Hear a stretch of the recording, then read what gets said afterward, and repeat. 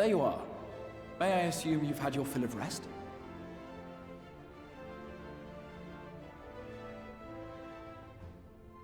That is well. Now that we are all present, let us speak of our plan.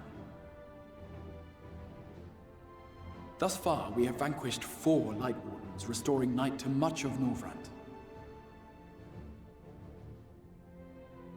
Only one remains, that of Calusia, and with Reen to guide us, I am certain we will find it.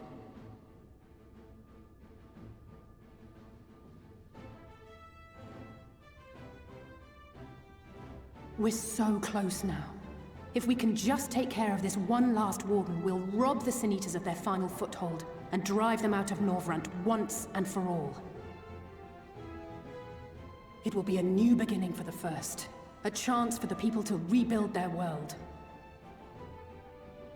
In short, a prize worth fighting for. And in thus delivering the First from destruction, so too shall we unsow the seeds of the 8th umbral calamity. Do you hear? Your dreamed of rejoining is in jeopardy. Are you sure you're not tempted to intervene?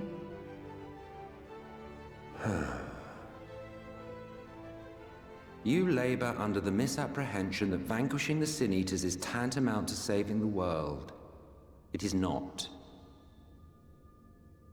In truth, you only delay the inevitable, lengthening your fleeting lives by the smallest of margins.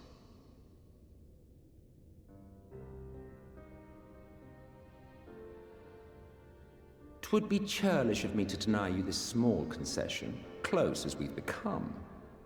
Foolish and misguided though you are not without charm.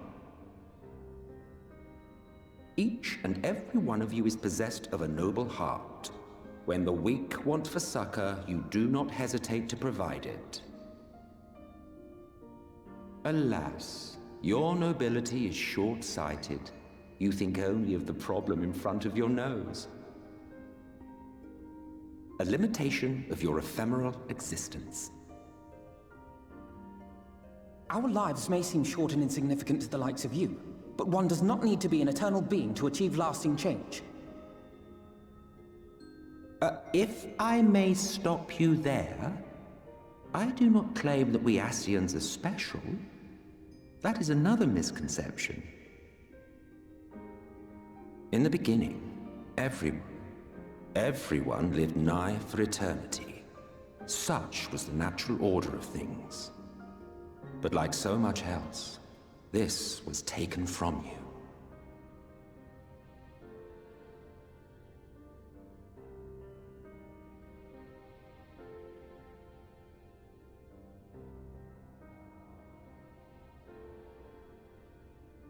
You won't object if I borrow your plaything?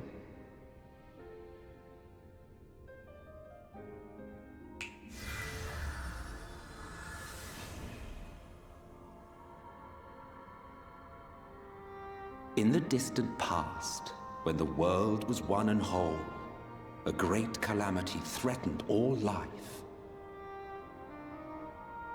It began without warning. The very laws of the star were warped and broken, and chaos swiftly spread throughout the land. Faced with annihilation, we sought to imbue the star with its own will. Thus was Zodiac born, and by his power was order restored.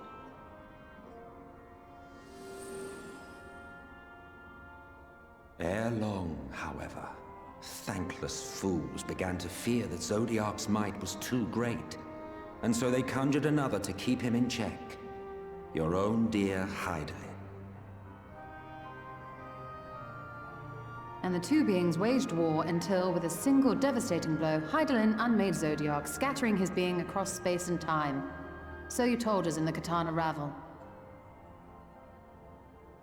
Yes. And there began our woes, with Hydaelyn's blow and all that it wrought. As a counterbalance to Zodiac, Hydaelyn was created with the power to enervate her foe.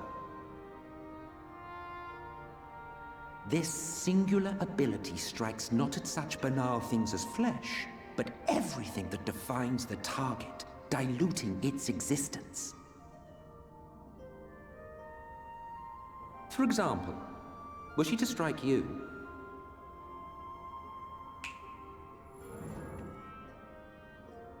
two individuals, identical in appearance yet reduced in all respects. Strength, intelligence, the soul itself, all is halved.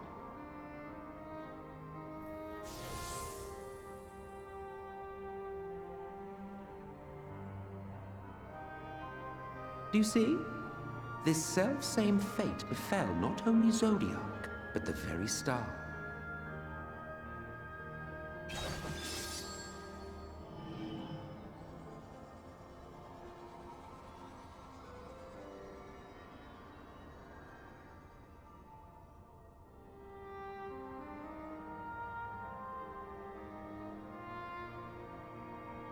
Only 3 were fortunate enough to escape the Sundering, me being one of them.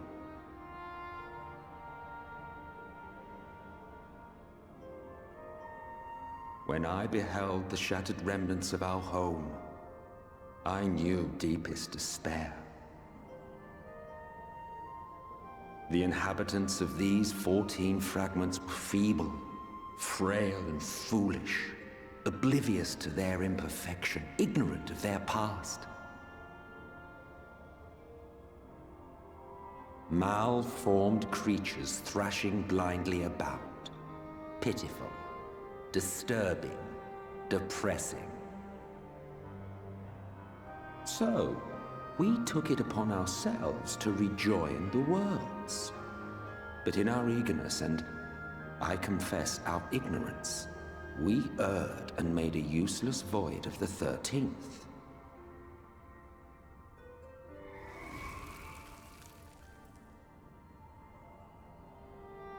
It was only afterwards that we discovered a connection twixt source and shard. A flow of energy that maintains elemental balance.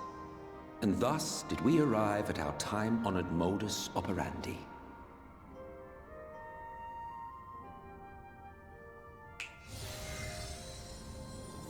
From a purely Ascian standpoint, it could be said that what you seek to do is only logical. But that would be to ignore the immeasurable destruction wrought with each rejoining.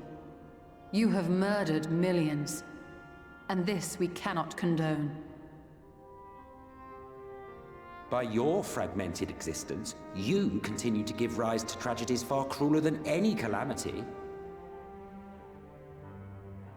But yes, moral relativism and all that.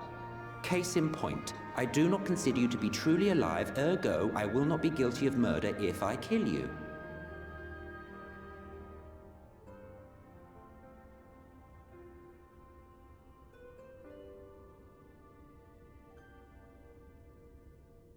Oh, don't look at me like that. You for whom I have only the highest expectations. A vaunted hero of the Source, 7 times rejoined.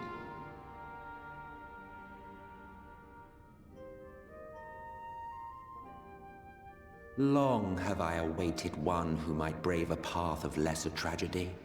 A resilient soul able to endure the necessary pain. I dare to hope that my wait is over.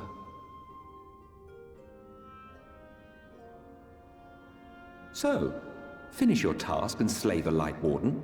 Make proof of your usefulness, and then we may speak again.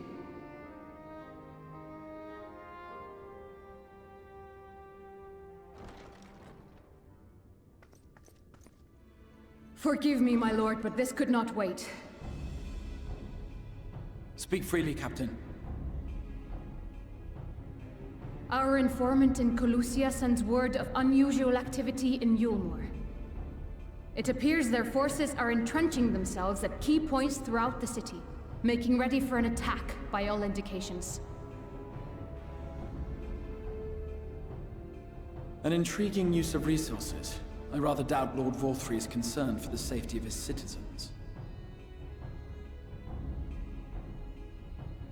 You think he's harboring the Light Warden inside the city walls?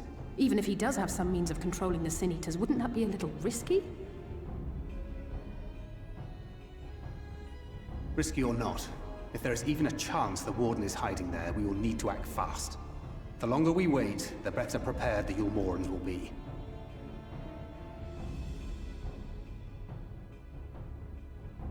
Agreed. See to your preparations then and make for Calusia. God's willing, this hunt will be the last. Let us see it through to the end.